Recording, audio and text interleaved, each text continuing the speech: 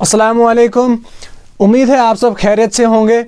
Last जो video था उसमें हमने डिस्कस करा था माइंडफुलनेस, यानी कि डेलिबरेटली अटेंशन पे करना किन चीज़ों को, जो चीज़ें आपके सराउंडिंग में हो रही हो, आपके आसपास में हो रही हो या आपके अंदर बॉडी या सोल के अंदर हो रही हो। तो फिर हमने डिस्कस करा था उसमें कि ये अटेंशन पे करना या फुली कॉन्सेंट्रेटेड रहना अपने काम के ऊपर या जो भी कुछ आप कर रहे हो, तो उसके कौन कौन से फ़ायदे हैं। फिर हमने कहा था कि नेक्स्ट जो वीडियो आएगा उस वीडियो में हम डिस्कस करेंगे वेज या मेथड्स इस पावर को या ये कंसंट्रेशन बरकरार रखने के लिए जो मेथड्स होंगे वो हम डिस्कस करेंगे। तो आज हम उन्हीं मेथड्स और उन्हीं वेज को हम डिस्कस करेंगे। उनमें जो सबसे पहला मेथड है वो हम डिस्कस करेंगे, और सबसे पहला मेथड जो है वो है using your non dominant hand. सबसे पहले क्या बात करेंगे हम, नॉन डोमिनेंट किसे कहते हैं। नॉन डोमिनेंट हम उस हैंड को कहते हैं, या नॉन डोमिनेंट उस चीज़ को कहते हैं जो फ्रिक्वेंटली हम यूज़ नहीं करते हैं। यानी कि आपका डोमिनेंट हैंड राइट हैंड, अगर आप राइट हैंड से सब काम करते हो तो आपका जो डोमिनेंट हैंड है वो राइट हैंड हो गया, और आपका जो नॉन डोमिनेंट हैंड है वो आपका लेफ्ट हैंड हो गया।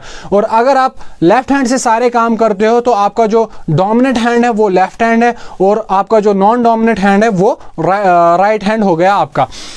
तो अब आप अपना नॉन डोमिनेंट हैंड यूज़ करके अपनी माइंडफुलनेस या अपना कंसंट्रेशन पावर कैसे बढ़ा सकते हो।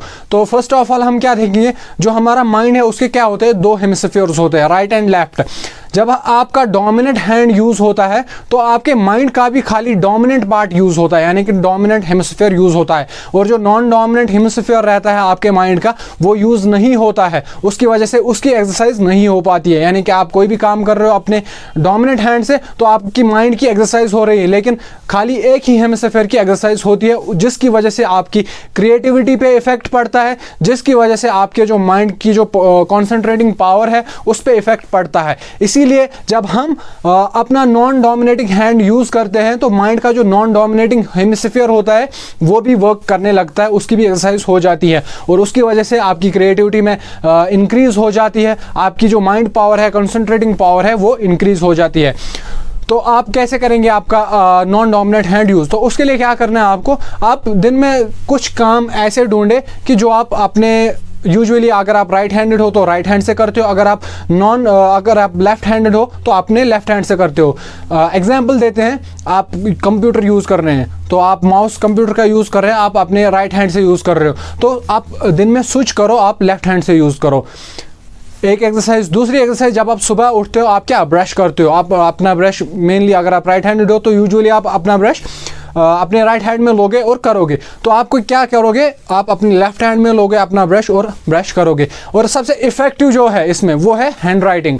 अगर आप राइट हैंडेड हो तो आप राइट हैंड से लिखते होंगे, आपको करना क्या है, आपको लेफ्ट हैंड में अपना पेन या पेंसिल पकड़ना है और लेफ्ट हैंड से लिखना है।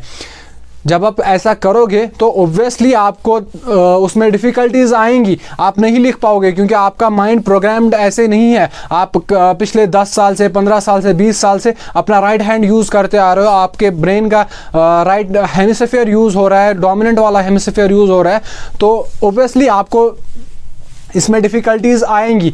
तो वो डिफ़िकल्टीज जब ओवरकम होगी तो आपकी जो माइंड की है वो एक्सरसाइज हो जाएगी, और आपका माइंड और ज़्यादा क्रिएटिव हो जाएगा। और आपका जो बिगिनर्स वाला माइंड है, यानी कि जब आपने सबसे पहले चीज़ों को करना सीखा था तो उस टाइम भी आपको वो डिफ़िकल्टीज आई थी। जब आप इस टाइम फिर से अपना नॉन डोमिनेंट हैंड यूज़ करेंगे तो वो डिफ़िकल्टीज फिर से आएंगी, जिसकी वजह से आप क्या, एक लर्नर बन जाओगे, एक बिगिनर्स माइंड आपका वापस आ जाएगा, और आपकी जो मेंटल एबिलिटीज़ है वो इंक्रीज होगी। तो ये था फर्स्ट स्टेप या फर्स्ट मेथड। अब करना क्या है आपको आप याद कैसे रखोगे, आप एक काम कर सकते हो, अपने हैंड पे कोई निशान लगा लो, या तो जो आपका डोमिनेंट हैंड है उस पर एक बैंडेड लगा लो। तो जब भी आप अपना डोमिनेंट हैंड यूज़ करने लगोगे आपको उस पर नज़र पड़ेगी, तो आप अपना नॉन डोमिनेंट हैंड यूज़ करोगे। इसकी वजह से आपके ब्रेन की एक्सरसाइज होती रहेगी।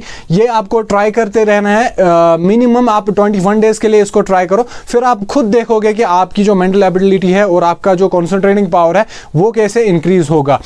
और साइंटिफिकली भी ये सब चीज़ें प्रूवन है, और जैसे हमने पहले ही बताया कि माइंड का जो हेमिस्फीयर्स है, नॉन डोमिनेंट और डोमिनेंट वाला, वो दोनों फिर क्या काम करना स्टार्ट कर देते हैं, और आपकी माइंड की जो एबिलिटीज़ है वो इंक्रीज हो जाती है। अब आते हैं दूसरे पॉइंट पे। जो दूसरा वे है उसको हम बोलते हैं डोंट लीव ट्रेसेस, यानी कि इसका मतलब क्या है कि हमें क्या निशान नहीं छोड़ने हैं।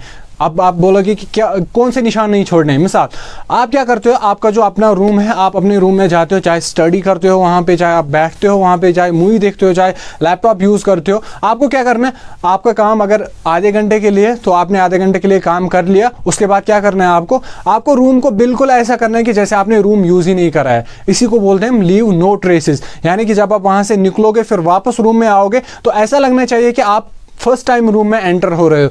ये चीज़ें आप अपने रूम में कर सकते हो, या आप वॉशरूम जाते हो तो वॉशरूम यूज़ किया आपने, उसके बाद उसको फिर से वैसे ही रखो जैसे ये पहले यूज़ करने से पहले था। इससे क्या होगा, इससे दो चीज़ें होंगी, यानी एक तो क्या होगा कि जब आप चीज़ों को फिर से उसी तरीके के अंदर रखोगे जैसे वो पहले थी, तो आपका जो रूम है वो क्लमसी नहीं हो जाएगा, वो आपका जो रूम है वो क्लीनर रहेगा। और इसी तरह से जैसे आपका रूम क्लीन रहेगा, इसी तरह से आपका माइंड भी क्लीन रहेगा और आपका जो फोकस है वो भी क्लीन रहेगा और वो पिन पॉइंट फोकस बन जाएगा, यानी कि आपको फोकस करने में उससे मदद मिलेगी।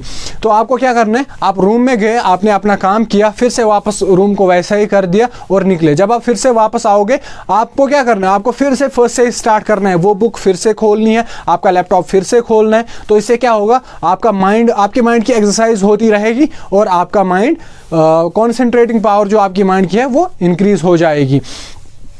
ये 2 पॉइंट्स थे आज के इस वीडियो में, हम बस इन्हीं 2 पॉइंट्स को सम अप करेंगे। पहला, using your non dominant hand, अपना नॉन डोमिनेंट हैंड यूज करना है। दूसरा, कोई ट्रेसेस नहीं छोड़ने हैं, यानी कि आप जो रूम यूज करते हो तो वहाँ की जो चीज़ें हैं उनको एज इट इज़ रखना है, यानी कि आप जब सुबह उठोगे तो अपना बेड फिर से वैसे ही उसी तरह से उसको बना के रखना है बेड को, जैसे आपने उसको यूज़ ही नहीं किया है, जैसे आप सोए ही नहीं थे उस पर। तो ये थे 2 मेथड्स। आगे वाले वीडियो में हम और मेथड्स डिस्कस करेंगे। आज के लिए इतना ही।